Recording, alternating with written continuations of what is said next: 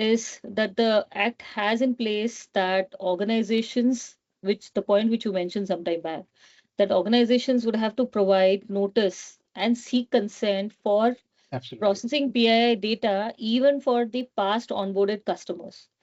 Correct. So how organizations can identify such users and then comply to the requirement? Yeah. So I think, as you said, I mean, the compliance and the penalty is what got everyone at the same time excited and concerned about in the business ecosystem. So we can quickly move to the next slide, and I will try to explain that. So I mean, we have already discussed all of this, and I think we can move to the next slide once more. Yeah, the next one as well. Yeah, so I think this is a topic which we'll discuss, but yeah, maybe the previous slide will help us understand. Just go back to the previous slide. So when we talk about the penalty part, can we move to the next previous slide, not to the next one? I think we just skipped. Yeah.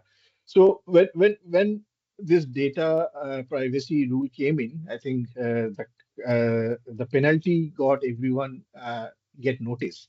So I think the motive is just not to be comply.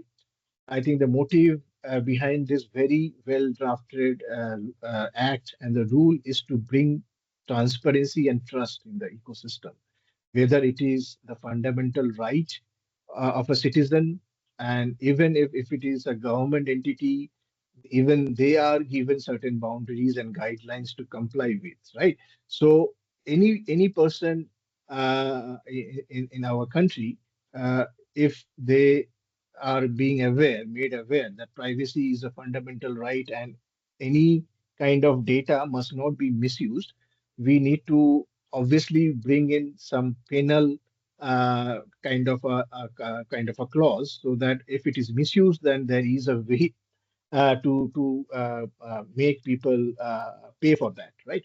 Now, obviously, in our act, we haven't got a way that individuals can go and ask for that penalty, but they Yeah. can obviously have a mechanism called Data Protection Board through the DPO. They will go. So, if we have to understand this, to answer your question, is as I said, we have to use this data discovery bit of the solution to understand all the past customers that I have already got onboarded and what kind of relationship I still have. So you have to first go into your CRM system, and from there you have to trace through the data lineage part of it, right? So data lineage is one big aspect where you understand over the years how your customers have been using different services, products, and different channels, right? Because the life history of the usage of the service would be visible to you in a graphical mode through the data lineage. That's one part of it.